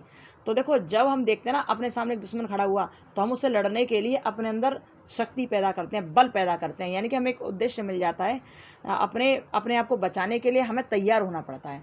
ऐसे यहाँ पर देसी साहित्य को बचाने के लिए भारतीय लोग खड़े हो गए। भारतीय लोगों को अपने साहित्य के बचाने के पहले कोई चिंता नहीं थी, क्योंकि वो सोच रहे थे कि हमारा साहित्य तो सर्वश्रेष्ठ है ही, लेकिन जब अंग्रेजों ने अपनी भाषाओं को प्रचार प्रसार करना शुरू कर दिया तो लोगों को लगा कि ऐसा तो हमारी भाषा, देसी भाषा खत्म हो जाएगी, इसलिए हमें अपनी भाषा पर ध्यान देना चाहिए। हमारे उपन्यास कला, हमारे काव्य कला, नाट्य कला और जितने भी हमारे साहित्य हैं और साहित्यकारों को हमें बचाना चाहिए और ग्रंथों की रचना में करती रहनी चाहिए, जिससे अंग्रेजी शिक्षा हम पर हावी न हो। तो ये कह रहे हैं देसी साहित्य का विकास, तो वास्तव में विकास हुआ इस टाइम, तो बिल्कुल सही बात है। अंग्रेजी शिक्षा पनप रही थी, इसलिए देसी शिक्षा का इस ओर विकास होने लगा। ठीक है, अब आता है लोकप्रिय राजनीतिक संस्थाओं का विकास। तो यहाँ पर लोकतंत्रवाद की विचारधाराएं दृढ़ हुई, क्योंकि अंग्रेज जो थे ना वो खून चूस रहे थे हम लोगों का, भारतीयों का। तो अब अंग्रेजों के इस प्रभाव से दूर होने के लिए लोगों में उथल पुथल होना शुरू हो गया। वो चाहने लगे कि हमें स्वतंत्र होना है, इसलिए लोकतंत्र की विचारधारा यहाँ पर दृढ़ हुई। तो सही बात है ये भी। ठीक है, अब ये तो हो गया इसके गुण, लेकिन अब आते हैं दोष। ब्रिटिशकालीन शिक्षा के दोष क्या थे? भारतीय वातावरण के प्रतिकूल था, बिल्कुल सही बात है। अंग्रेज कभी नहीं चाहते थे कि जैसा भारत के लोग रह रहे हैं वैसे रहने थे, ये तो भारतीयों को हमेशा परेशान करना चाहते थे। ठीक है, दूसरा अंग्रेजी माध्यम के दोष। अंग्रेजी माध्यम के दोष यहाँ गिनाए कि जिससे अंग्रेजी माध्यम जब आया तो हमारा साहित्य और हमारी भावना को जो समुचित ज्ञान था वो प्राप्त हो न सका, और क्या हुआ, और अंग्रेजी शिक्षा को सब लोग जान नहीं पाए और हमारा साहित्य और समुचित ज्ञान भी धीरे धीरे विलुप्त हो रहा था। ठीक है, ये हुआ। आगे देखिए, शिक्षा में भारतीय धर्म की उपेक्षा की गई। जो अंग्रेजी शिक्षा थी ना उसमें भारतीय धर्म की उपेक्षा की गई, बिल्कुल सही बात है ये। इन्होंने पाश्चात्य धर्म और दर्शन को ही आधार बनाया और भारतीय धर्म दर्शन को बिल्कुल आधार नहीं बनाया, जबकि भारतीय दर्शन में ही नैतिकता थी और सुंदरता थी, लेकिन इन्होंने भारतीय धर्म दर्शन को सिरे से नकार दिया। ऐसा था इनका ब्रिटिशकालीन शिक्षा। ठीक है, सार्वजनिक शिक्षा की उपेक्षा। इन्होंने सार्वजनिक शिक्षा की पूरी तरह उपेक्षा की थी। यानी कि ये तो ये कह रहे थे ना कि निस्सिंदन का सिद्धांत लाओ, पहले उच्च वर्ग के लोगों को पढ़ा दिखा दो, फिर वही शिक्षा छन छन कर निम्न वर्ग तक चली जाएगी। यानी कि पहले राजा महाराजा और बड़े बड़े सेठ साहूकार थे उनको पढ़ाओ, फिर उनसे छन छन कर शिक्षा निम्न वर्ग की ओर चली जाएगी, ऐसा कहते थे। यानी कि निस्सिंदन सिद्धांत दिया था। तो ये तो दोष था ही, बहुत बड़ा दोष था ये तो। जैसे किसने ख़त्म किया था ये बताना, निस्सिंदन सिद्धांत को किसने ख़त्म किया था? आपने पिछली वीडियो में पढ़ा हुआ तो आप जवाब दे पाओगे। ठीक है, ज़रूर बताना। आगे देखिए, शिक्षा के भ्रष्ट उद्देश्य। हाँ, अंग्रेजी शिक्षा के भ्रष्ट उद्देश्य थे, क्योंकि ये क्या था, ये मैकाले अपने हिसाब से चलाना चाहता था। मैकाले की शिक्षा का, अंग्रेजी शिक्षा का भ्रष्ट उद्देश्य ये था कि ये केवल अपने लिए एक क्लर्क वर्ग उत्पन्न करना चाहते थे, इसलिए उन्होंने लोगों को अंग्रेजी शिक्षा देना शुरू किया था, वो भी उच्च वर्ग के लोगों को। तो हमारे देश के लिए नहीं शिक्षा दे रहे थे ये लोग, ये शिक्षा दे रहे थे अपने यहाँ अंग्रेज पैदा करने के लिए, यानी कि भारतीयों को अंग्रेज बनाने के लिए और अंग्रेज बनाकर उनमें काम करवाने के लिए ऐसे कर रहे थे। ठीक है, शिक्षा का मंद विकास हुआ। उनके टाइम में शिक्षा का मंद विकास हुआ। केवल 15% देशवासी थे जो शिक्षित हो सके थे ब्रिटिश काल में। ओके, नौकरशाही की जन्मदात्री। ये शिक्षा जो थी ना नौकरशाही के जन्म देने वाली बनी। यहाँ लाल फीताशाही की भावना उत्पन्न हो गई और मतलब जनता से प्रेम नहीं रहा। यहाँ पर बस यही रह गया कि मैं अमीर हो गया, मैंने अंग्रेजी पढ़ ली तो मैं ऊंचा बन गया, मैं एक अच्छी नौकरी पर आ गया। यहाँ केवल वही बात रह गई। देश के लोगों के आपस के बीच में बहुत फूट डालने की कोशिश की ब्रिटिशकालीन शिक्षा ने, ध्यान रखना। ठीक है, और अन्य दोष में इसके शिक्षा की अस्पष्ट योजना, साम्राज्यवादी नीति का अनुसरण, ये सारे दोष हैं इसके। ठीक है, आप लोग देख लीजिएगा। ओके, तो ये तो रहेगी ब्रिटिशकालीन शिक्षा के दोष और गुण क्या थे। अब जो मुख्य आता वो है राधा कृष्णन आयोग। भैया बहुत ज़्यादा फेमस, बहुत ज़्यादा आवश्यक, बहुत ध्यान से इसे पढ़ लेना आप। ठीक है, बहुत ज़रूरी है राधा कृष्णन आयोग। देखो, राधा कृष्णन आयोग के बारे में सुनो कि ये जो राधा कृष्णन आयोग था ना, ये पहला ऐसा आयोग था जो स्वतंत्रता प्राप्ति के बाद बना भारत में। अभी तक जितने आयोग आपने पढ़े वो सब आयोग स्वतंत्रता प्राप्ति से पहले के आयोग थे, लेकिन जब हमारा देश 15 अगस्त 1947 को स्वतंत्र हो गया तो अब यहाँ हम लोग अपने हिसाब से शिक्षा की व्यवस्था करने के लिए सक्षम हुए। तब क्या हुआ, तभी राधा कृष्णन आयोग का गठन हुआ।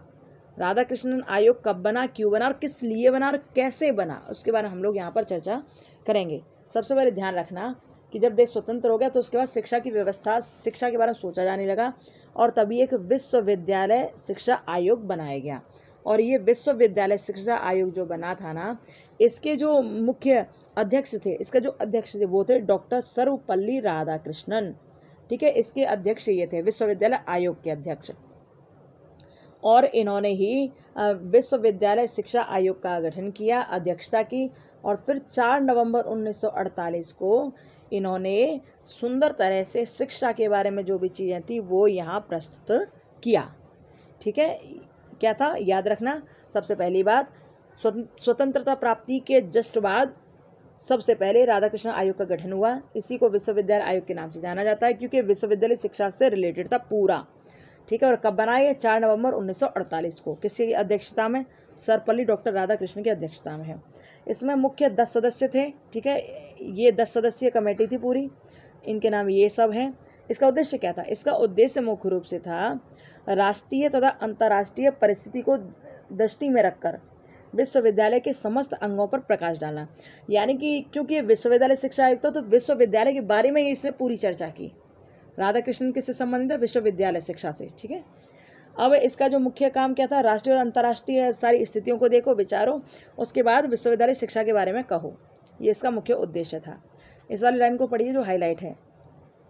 आयोग की नियुक्ति का उद्देश्य भारतीय विश्वविद्यालयों के संबंध में रिपोर्ट प्रस्तुत करना। किसके संबंध में? भारतीय विश्वविद्यालयों के संबंध में।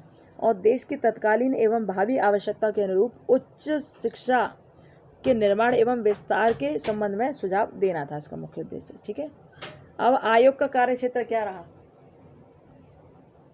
आयोग का कार्यक्षेत्र क्या रहा? इसका कार्यक्षेत्र ये रहा कि अभी तक जो शिक्षा चली आ रही थी उसमें निहित दोषों का पता लगाना और विश्वविद्यालय के प्रशासन एवं वित्त के मामले में सुझाव देना और विश्वविद्यालय शिक्षा के पुनर्गठन के संबंध में सुझाव देना और शिक्षा के उद्देश्य का निर्धारण करना। ये इसके मुख्य उद्देश्य किसके? विश्वविद्यालय शिक्षा आयोग के। ठीक है, क्या हो गया इसमें?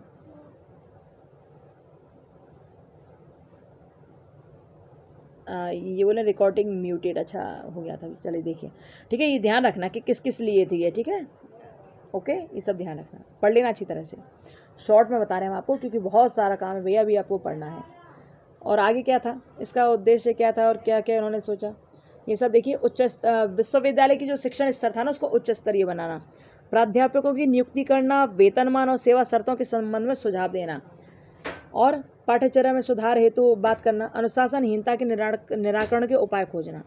तो ये जो राधाकृष्णन आयोग था ना, जिसे विश्वविद्यालय शिक्षा आयोग कहते हैं, उन्होंने अपनी जो रिपोर्ट प्रस्तुत की, देखिए 747 पृष्ठों की रिपोर्ट थी। 747 पृष्ठ थे इसमें पूरी रिपोर्ट में।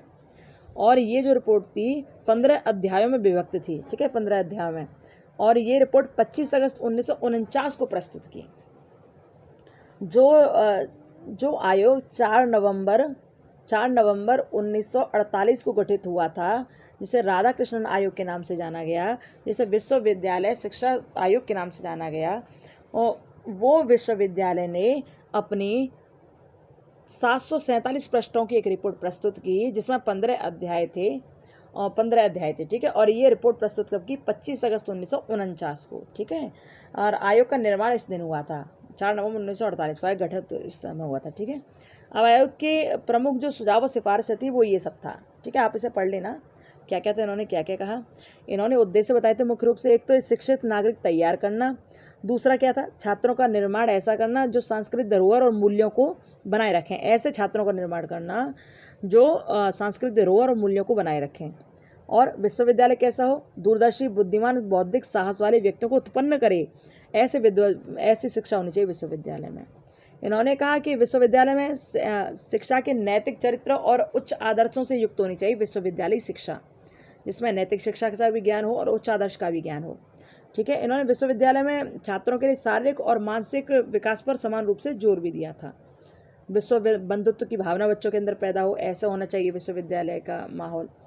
शिक्षा का प्रसार और ज्ञान की खोज करने वाले व्यक्ति उत्पन्न करे, ऐसी होनी चाहिए यहाँ की शिक्षा। इन्होंने ये सारे सुझाव दिए।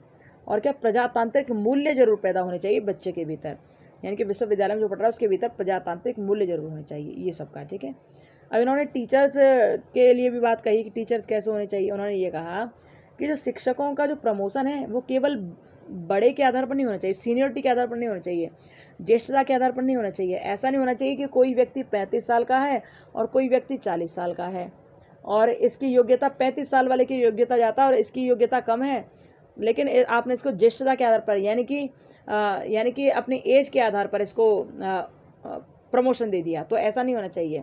इन्होंने ये कहा कि प्रमोशन उसको मिलना चाहिए जो योग्य हो, इन्होंने ये कहा, ठीक है, इन्होंने ये कहा। और क्या कहा, इन्होंने कहा शिक्षकों के 5 वर्ग इन्होंने तैयार कर दिए, जिसमें research fellow, instructor, lecturer, reader और प्रोफेसर, 5 वर्ग थे ये। और हो सकता है देखो राधाकृष्ण आयोग में 5 वर्ग कौन कौन से थे ये पूछ ले जाएं, इसलिए इसको ध्यान रखना, ठीक है, 5 वर्ग पूछ ले जाएं। क्या क्या था, पहला था, अरे 5 वर्ग थे जिनमें research fellow, instructor, lecturer, reader और प्रोफेसर ये थे। तो जो जूनियर पदों को पढ़ाते थे ना, जूनियर पदों में इंस्ट्रक्टर और लेक्चरर थे, और सीनियर पदों में क्या थे, रीडर और प्रोफेसर, ठीक है, ये थे। और इनमें क्या था, इनमें जूनियर पदों का सीनियर पदों में अनुपात जो था ना 2:1 था, ठीक है, 2:1 हो। अब देखो, विश्वविद्यालय शिक्षकों का अध्ययन अवकाश एक बार में एक से अधिक 1 वर्ष और पूरे सेवा काल में अधिक से अधिक 3 वर्ष दिया जाना चाहिए। यानी कि इनको जो अवकाश काल मिले ना, वो क्या हो, एक बार में 1 से अधिक 1 वर्ष, ठीक है। और यदि पूरा ये पढ़ा रहे लिखा रहे हैं तो पूरे इनका सेवा काल में केवल 3 वर्ष तक के लिए इन्हें छुट्टी दी जानी चाहिए, अध्ययन अवकाश होना चाहिए इनका। और 18 घंटे कम से कम ये बच्चों को पढ़ाएं। ये जो शिक्षक बनेंगे ना, ये कम से कम 18 घंटे तक एक सप्ताह में कम से कम इतना पढ़ाएं। ऐसा नहीं है कि एक सप्ताह में आप केवल 5-7 घंटे के लिए कॉलेज आ गए और आपने पढ़ा दिया और निकल लिए, तो ऐसा नहीं होना चाहिए। मिनिमम आवर्स 18 रखे गए, ठीक है। और इनकी भविष्य निधि की उच्चतम व्यवस्था की जाए, और इनको घर दिया जाए, कॉलेज के आसपास ही दिया जाए। और सेवानिवृत्ति की जो आयु हो, इस आयु को याद रखना, सेवानिवृत्ति की इनकी जो आयु हो ना, जो विश्वविद्यालय में पढ़ाने वाले सेवक हैं, जो टीचर्स हैं, उनकी जो आयु हो वो 60 वर्ष हो, लेकिन जो प्रोफेसर हैं उनकी 64 वर्ष हो, सेवानिवृत्ति की आयु, रिटायरमेंट की आयु, ठीक है। बाकी की 60 वर्ष हो। बाकी कौन कौन था, instructor, lecturer, research fellow, reader, ठीक है, ये सब थे। और शिक्षण का स्तर कैसा हो भाई, शिक्षण का स्तर अच्छा होना चाहिए, ठीक है। विश्वविद्यालय में प्रवेश का स्तर वर्तमान इंटरमीडिएट परीक्षा के समकक्ष हो, ऐसा हो, ओके।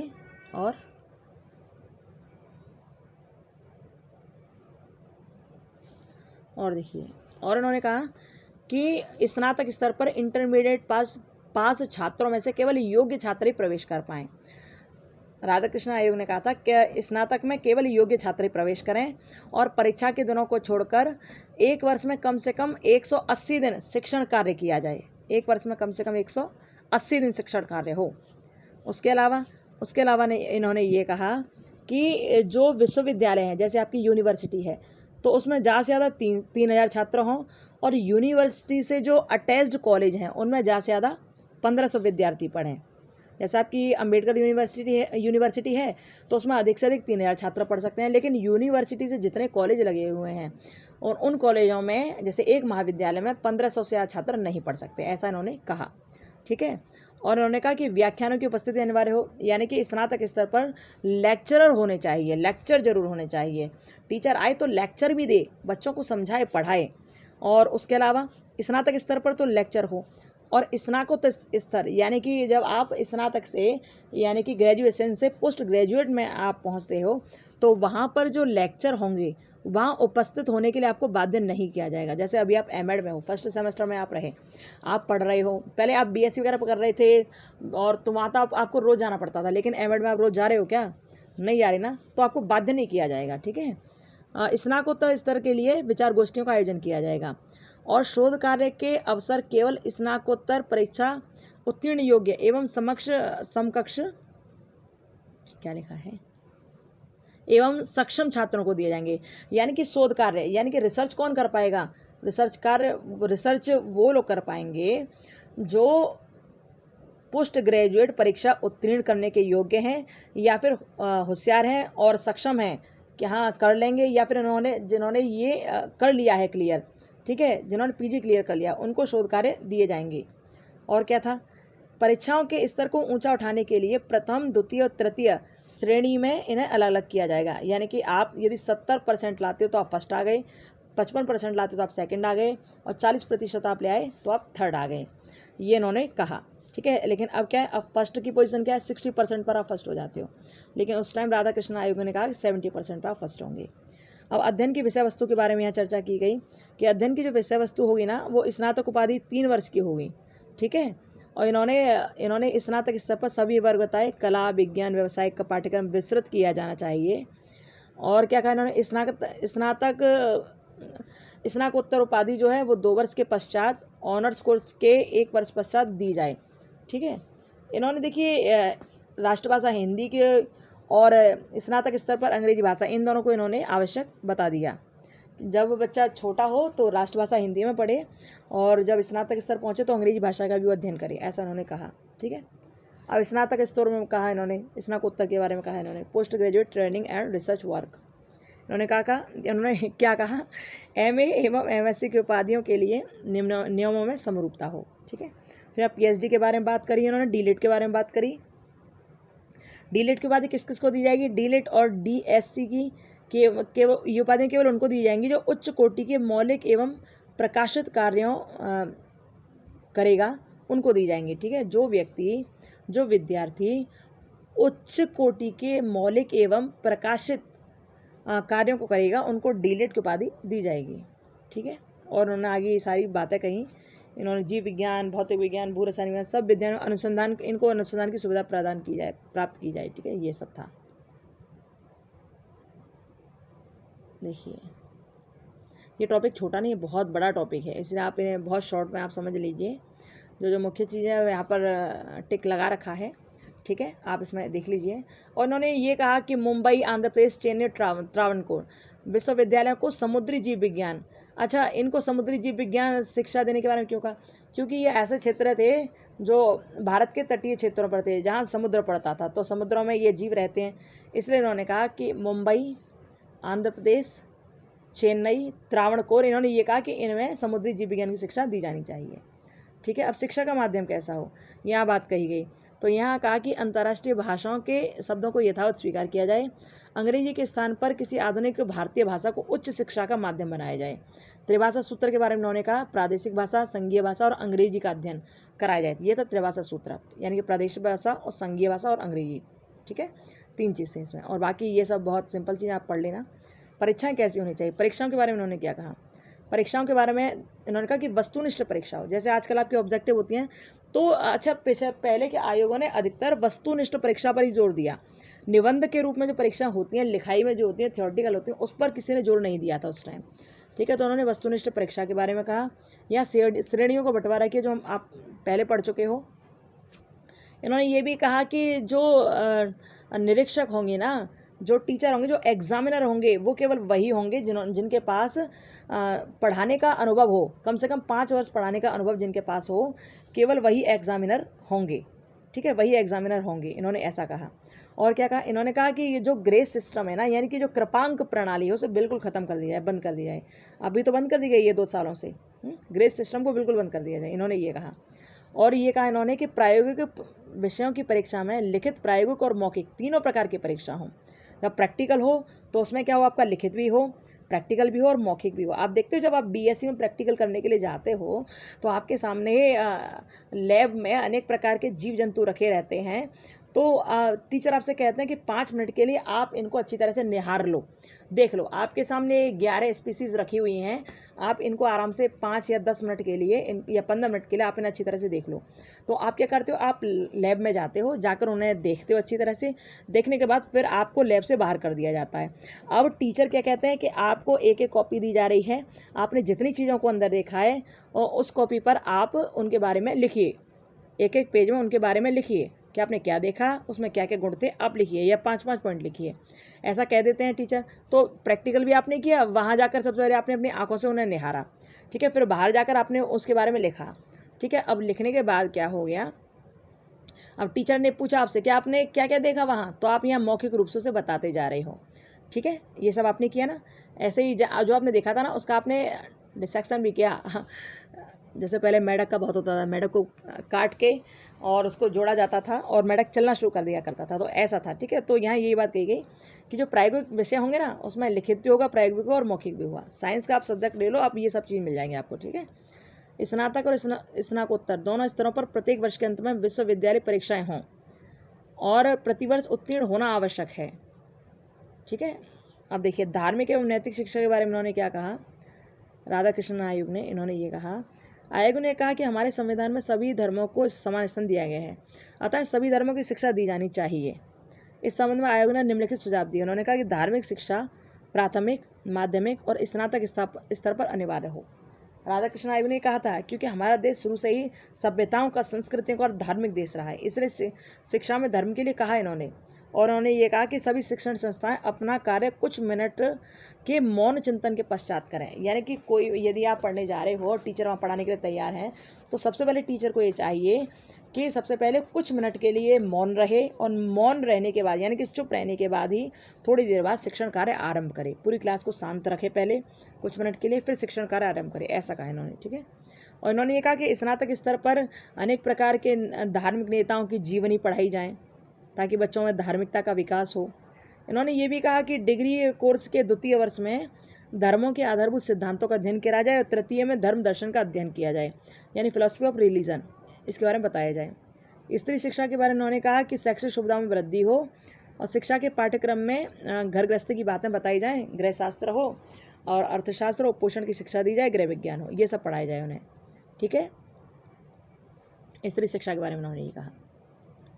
उसके बाद व्यावसायिक शिक्षा पर भी इन्होंने जोर दिया। व्यावसायिक शिक्षा कैसी हो, व्यावसायिक शिक्षा में कृषि शिक्षा भी हो, वाणिज्यिक शिक्षा भी हो और इसमें अच्छा शिक्षक प्रशिक्षण भी होना चाहिए, टीचर्स ट्रेनिंग भी होनी चाहिए, ये सब इन्होंने कहा। इंजीनियरिंग और एवं टेक्निकल एजुकेशन भी होनी चाहिए, टेक्नोलॉजी की एजुकेशन भी होनी चाहिए, ये सब इन्होंने बात इसमें कही, ठीक है। राधाकृष्णन आयोग में आप लोग इसके स्क्रीनशॉट ले लीजिए, ठीक है। चलिए, अब यहाँ आती है और भी चीज़ें जो इन्होंने रखी कि कैसी कैसी हो पढ़ाई। कानूनी शिक्षा हो, इंजीनियरिंग शिक्षा के बाद इन्होंने कानूनी शिक्षा, लॉ एजुकेशन कैसी होनी चाहिए, कौन इसमें एंट्री मारेगा, कौन इसमें पढ़ सकेगा, ये सब बताया। फिर इन्होंने चिकित्सा शिक्षा के बारे में बताया। ये सारी शिक्षा ऐसी थी जो बच्चा पढ़ता था उन्हें नौकरी मिल जाया करे, ऐसी शिक्षा थी ये, ठीक है। उसके बाद क्रियाएँ व कल्याण, छात्र की क्रियाएँ कैसी हों और उनके कल्याण के लिए क्या क्या किया जाना चाहिए। तो उन्होंने कहा कि छात्र कल्याण के लिए एक सलाहकार बोर्ड की स्थापना करो और यदि विद्यालय का कोई भी विद्यार्थी बीमार है तो उसके लिए भैया ऐसा करो कि आप उनको सुविधा उत्पन्न कराओ, उनको मतलब परेशानी नहीं होनी चाहिए कैसी भी तरह की, ठीक है, ये भी कहा।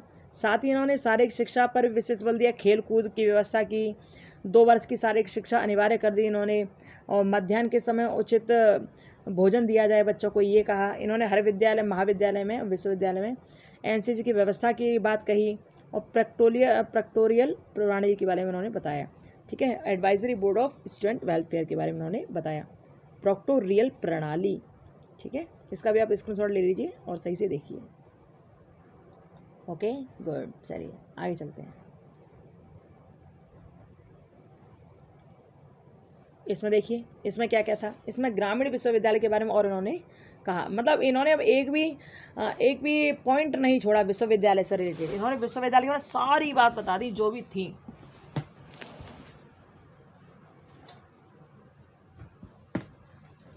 विश्वविद्यालय कैसा हो, कैसी इसमें समिति बने, कितने लोग पढ़ें, कितना क्या हो, इन्होंने सारी चीज़ बता दी विश्वविद्यालय आयोग ने, तो राधाकृष्णन आयोग ने, ठीक है। याद रखना, राधाकृष्णन आयोग का मतलब ही है विश्वविद्यालय शिक्षा आयोग। इन्होंने सारी बातें विश्वविद्यालय से रिलेटेड कही थी। इसके बारे में डॉक्टर राजेंद्र प्रसाद कहते हैं कि आयोग ने हमारी विश्वविद्यालय शिक्षा की प्राप्तियों पर अत्यंत गंभीरतापूर्वक विचार करके एक अत्यंत महत्वपूर्ण प्रतिवेदन प्रस्तुत किया है और साथ ही अति मूल्यवान सुझाव भी दिए। डॉक्टर राजेंद्र प्रसाद पुनः कहते हैं, ये बताना डॉक्टर राजेंद्र प्रसाद कौन थे, कमेंट बॉक्स में लिख कर बताना ज़रा, ठीक है। इन्होंने कहा कि विश्वविद्यालय आयोग के प्रतिवेदन का महत्व अधिकांशतः इस बात में है कि वह इस देश की वर्तमान शिक्षा प्रणाली में आधारभूत परिवर्तन की आवश्यकता अनुभव करता है, ठीक है। कुल मिलाकर ये था कि इसने अमूल चूक परिवर्तन की बात कही राधाकृष्णन आयोग ने। राधाकृष्णन आयोग कब बना था, क्यों बना था, आप अच्छी तरह समझ गए। तो ये विश्वविद्यालय आयोग था, ये विशेष ध्यान रखिएगा। स्वतंत्रता प्राप्ति के बाद पहला ये आयोग था जिसने शिक्षा के बारे में विचार किया।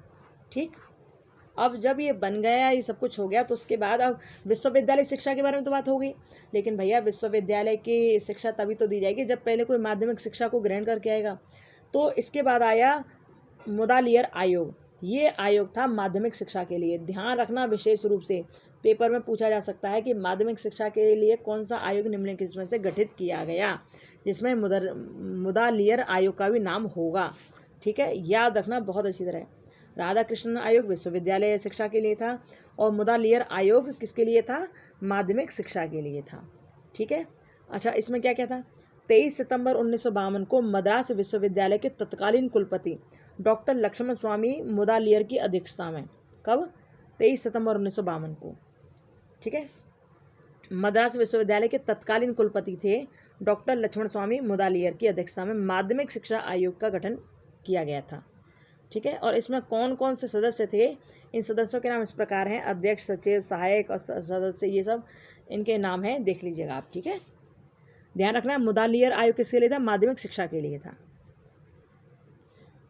ठीक है, देखिए आगे, ये सब इसके सदस्य हैं, ये इसके सब सदस्य हैं। इस आयोग का उद्देश्य क्या था?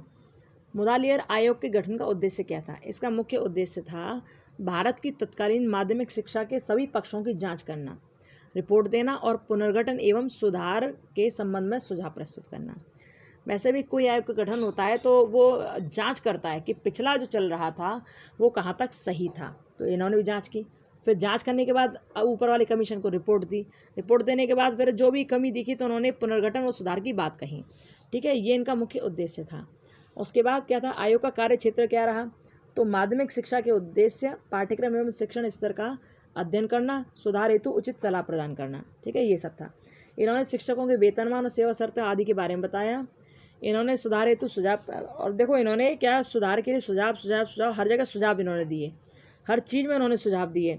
तो जहाँ पर माध्यमिक शिक्षा के बारे में पूछा जाए और सुधार के बारे में कहा जाए कि माध्यमिक शिक्षा सुधार से रिलेटेड जो थी वो किस आयोग के द्वारा प्रस्तुत की गई थी? वो प्रस्तुत की गई थी मुदालियर आयोग के द्वारा।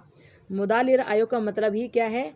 माध्यमिक शिक्षा। ठीक है, यहाँ देखिए, माध्यमिक शिक्षा आयोग ने माध्यमिक शिक्षा के सभी पहलुओं को वैज्ञानिक तरीके से अध्ययन कर उपरांत 29 अगस्त 1953 को 244 प्रश्नों का 29 अगस्त 1953 को 244 प्रश्नों का अपना प्रतिवेदन सरकार के समक्ष प्रस्तुत किया। राधाकृष्णन आयोग का प्रतिवेदन कितने पेजों का था? जरा लिखकर बताना कमेंट बॉक्स में। ठीक है, बताना ध्यान से। एक तो राधाकृष्णन आयोग था जिसने अपना प्रतिवेदन प्रस्तुत किया था, एक मुदालियर आयोग है ये जिसने अपना प्रतिवेदन प्रस्तुत किया, और एक था भारतीय शिक्षा आयोग। ठीक है, भारतीय शिक्षा आयोग, इसने कितने प्रश्नों का किया था बताना। ठीक है, देखते हैं कितना आपने ध्यान से पढ़ा है। ये मुदालियर आयोग था, डेट याद रखना बहुत विशेष रूप से, 29 अगस्त 1953 को 244 प्रश्नों का इन्होंने अपना प्रतिवेदन यहाँ पर प्रस्तुत किया था। आगे क्या है? आयोग के सुझाव और सिफारिशें क्या क्या थी? तो यहाँ सब दे रखा है। अरे ये क्या आ गया, मतलब क्या ही खुल गया। चलिए देखिए, इन्होंने आयोग के सुझाव एवं सिफारिशें क्या थी ये सब दिया इन्होंने। तो माध्यमिक शिक्षा के दोष इन्होंने गिनाए सबसे पहले। ठीक है, इनको आप देख लेना क्या क्या है ये। इन्होंने ये कहा कि माध्यमिक शिक्षा ऐसी होनी चाहिए ना जो वास्तविक जीवन से जुड़ी हुई हो, क्योंकि दोष क्या थे इसमें कि ये शिक्षा व्यवहारिक नहीं थी, वास्तविक जीवन से जुड़ी नहीं थी, इसलिए ये वास्तविक जीवन से जुड़ी होनी चाहिए, अच्छी होनी चाहिए। तो यहाँ पर ये सारे दोष गिनाए इन्होंने माध्यमिक शिक्षा के, जो पहले से चली आ रही थी शिक्षा उसके दोष गिनाए। ठीक है, आपको क्लियर नज़र आओगा, ध्यान से पढ़ लेना। ओके, आगे देखिए। जब ये दोष गिना दिए उन्होंने माध्यमिक शिक्षा के, तो फिर ये कहा कि अब दोष तो हमने गिना दिए, लेकिन अब इसका उद्देश्य सुन लो कि जितने दोष गिनाए हैं उन दोषों को हमें सही करना है और दोषों को हमें एक अच्छे रूप में प्रस्तुत करना है, दोषों को हमें गुण के रूप में तैयार कर देना है। मतलब जो दोष हैं उनको हमको दूर करना है और गुण तैयार करने हैं माध्यमिक शिक्षा में। ठीक है, तो इन्होंने फिर ये सारी बात कही कि इसका उद्देश्य क्या है माध्यमिक शिक्षा का? लोकतांत्रिक नागरिकता का विकास करना। सब बच्चे जितने भी माध्यमिक शिक्षा में शिक्षा ग्रहण कर रहे हैं वो एक तो लोकतांत्रिक तरीके से सोचें, वो यानी खुले विचार रखें अपने। दूसरा, व्यावसायिक कुशलता का विकास करें अपने अंदर, ऐसा हो ये, ठीक है।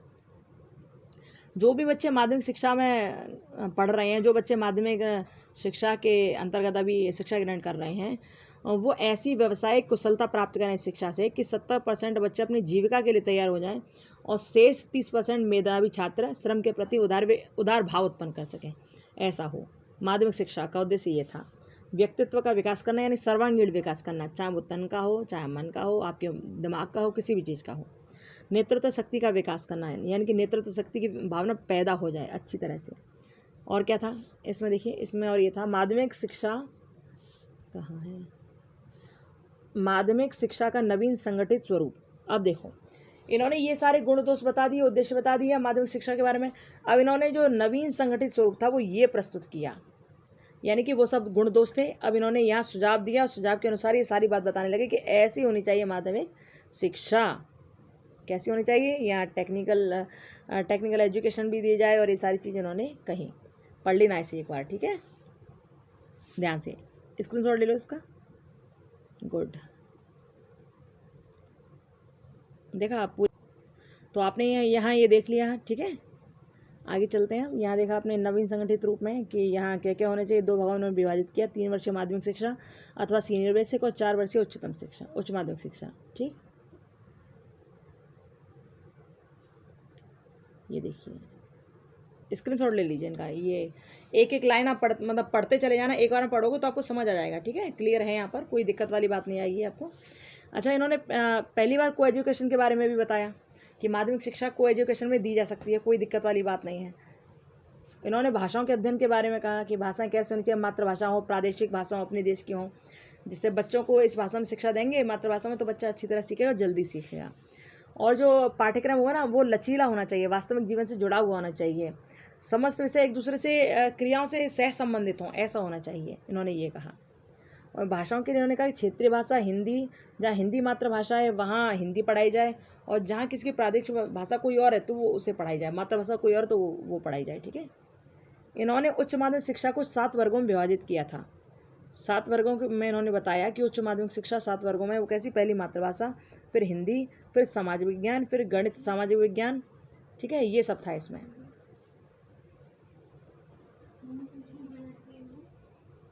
ये सब था उसमें, ठीक है। 7 भागों में विभाजित किया था ना, तो आप समझ गए होंगे कि पहला भाग था मातृभाषा। और ये अच्छा, सभी विषय अनिवार्य भी रखे गए थे, ठीक है, विषय थे सभी विषय अनिवार्य रखे गए। देखना इसमें पढ़ के बड़े आराम से आपको समझ आ जाएगा और क्लियर भी आज तो कोई दिक्कत नहीं है। उसके बाद इन्होंने ये सब बताया, स्क्रीनशॉट ले लीजिए इसका।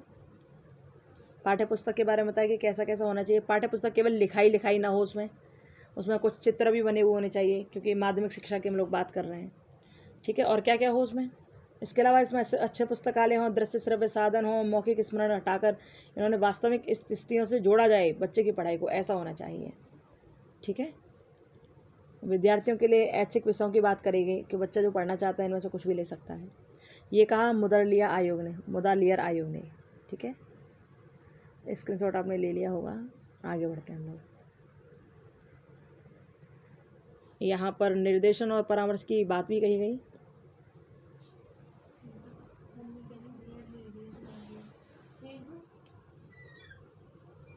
तो देखिए यहाँ धार्मिक एवं नैतिक शिक्षा की बात कही गई इन्होंने, और स्त्री शिक्षा के बारे में, चरित्र निर्माण के बारे में, निर्देशन परामर्श के बारे में, छात्रों का शारीरिक कल्याण के बारे में, और परीक्षा व मूल्यांकन के बारे में सारी बात कही, तो काफ़ी हद तक अच्छी थी माध्यमिक शिक्षा के स्तर पर, ठीक है। इन्होंने भी, अच्छा देखो, इन्होंने भी जैसे राधाकृष्ण आयोग ने कहा था ना कि निबंधात्मक परीक्षाओं को हटा दो और वस्तुनिष्ठ परीक्षाओं को लो, तो इन्होंने भी यहाँ वस्तुनिष्ठ परीक्षाओं के आयोजन की बात कही। निबंध टाइप की जो परीक्षा होती है ना, लिखाई वाली परीक्षा, उनको दूर करो और वस्तुनिष्ठ करो, ताकि कम टाइम में ज़्यादा काम हो जाए, इन्होंने ऐसा कहा, ठीक है।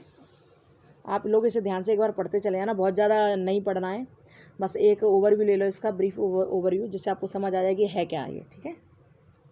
मुख्य रूप से तो आपको इसकी डेट याद रखनी है, मुदालियर आयोग किस लिए था, कौन सी शिक्षा के लिए था, ये याद रखना है, कब आया ये याद रखना है, इसका मुख्य उद्देश्य क्या था ये याद रखना है बस, और ज़्यादा कुछ याद नहीं रखना है, ठीक है। ये देखिए आगे, इसका भी आप स्क्रीनशॉट ले लीजिए क्या क्या था ये, और मुदालिर आयोग ने अध्यापकों की स्थिति में सुधार के बारे में भी बात कही कि अध्यापकों की स्थिति में सुधार हो, इस तरह से बात की, ठीक है। और उन्होंने त्रिमुखी लाभ के बारे में पहली बार टीचर्स के लिए त्रिमुखी लाभ की बात कही, यानी कि ट्रिपल बेनिफिट स्कीम के बारे में उन्होंने कहा कि ट्रिपल बेनिफिट स्कीम स्टार्ट की जाए टीचर्स के लिए। इसमें ट्रिपल बेनिफिट क्या था, यानी कि त्रिमुखी लाभ क्या था। पहला लाभ था पेंशन दी जाए, दूसरा लाभ था जीवन बीमा कराया जाए उनका, और तीसरा लाभ था प्रोविडेंट फंड दिया जाए। ये थी इसकी ट्रिपल लाभ योजना। पूछ लिया जा सकता है कि ट्रिपल बेनिफिट स्कीम किसने बताई थी, किस आयोग ने, तो मुदालियर आयोग ने बताई थी। ट्रिपल बेनिफिट में ये सारी चीज़ें थी, ठीक है। अच्छा, इसके बाद इन्होंने अध्यापक प्रशिक्षण के बारे में भी कहा। इन्होंने कहा कि बीएड बहुत ज़रूरी है, लेकिन बीएड के बाद यदि कोई एमएड करना चाहता तो एमएड वही करेगा जिसने बीएड करने के बाद लगभग 2 से 3 वर्षों तक विद्यालय में किसी ने पढ़ा दिया, उसके बाद ही वो एमएड कर पाएगा। आजकल तो ये है कि आपने पिछले साल बीएड किया है, इस साल आप एमएड का फॉर्म भर दो और फिर 2 साल में आपका एमएड हो जाएगा, ये था, ठीक है। लेकिन अब क्या है, नहीं, अब तो यही है कि बीएड के बाद आप एमएड डायरेक्ट कर सकते हो, लेकिन पहले बीएड करोगे, पहले ये था बीएड करोगे, उसके बाद 3 साल तक आप कहीं पढ़ाओगे, उसके बाद आप एमएड करोगे, ये था पहले, ठीक है। तो इस तरह आपने देख लिया कि माध्यमिक शिक्षा की बहुमुखी इन्होंने चर्चा की। माध्यमिक शिक्षा की बहुमुखी उन्नति में इस आयोग ने महत्वपूर्ण योगदान दिया, ठीक है। आपने ये पूरा पढ़ लिया है। अब देखो, ये सब आपका क्या था, मुदालियर आयोग। हमने विश्वविद्यालय शिक्षा और माध्यमिक शिक्षा के बारे में देख लिया। आगे क्या है, आगे देखिए, ये सारी चीज़ें आपको अगली वीडियो में बताई जाएंगी, इसे आप एक बार देख लो। यहाँ पर हम लोग कोठारी आयोग के बारे में बताएंगे, शिक्षा आयोग के अन्य सुझाव जो है वो हम बताएंगे आपको यहाँ, ठीक है। और देखिए, ये सब चीज़ हम आपको बताएंगे अगली वीडियो में, क्योंकि टाइम भी बहुत ज़्यादा हो गया है, वीडियो बहुत लंबी होगी। नई शिक्षा नीति क्या है ये बताएंगे हम आपको, ठीक है। और देखिए, इसमें सारी चीज़ आपको अगली वीडियो में बताई जाएंगी, ताकि आज ये पूरा ये आयोग वाले ख़त्म हो जाए पूरा। फिर कल से हम एक नया टॉपिक स्टार्ट करेंगे, ओके। ये देखो, भारत में प्रजातांत्रिक संबंधी जो संवैधानिक ढांचा था, क्या था, प्रावधान था, वो सब बताएंगे। यहाँ पर राष्ट्रीय ज्ञान आयोग क्या था, कैसे था, वो सब बताया जाएगा। यहाँ राष्ट्रीय ज्ञान आयोग की जो कार्यविधि उद्देश्य था वो बताया जाएगा, और राष्ट्रीय ज्ञान आयोग की संस्तुतियाँ क्या थी, ये सब आप देख लो, ये सब आपको अगली वीडियो में बताया जाएगा, ठीक है। बस आपका ये टॉपिक ख़त्म होने वाला है, इस अगली वीडियो के बाद ये टॉपिक ख़त्म हो जाएगा।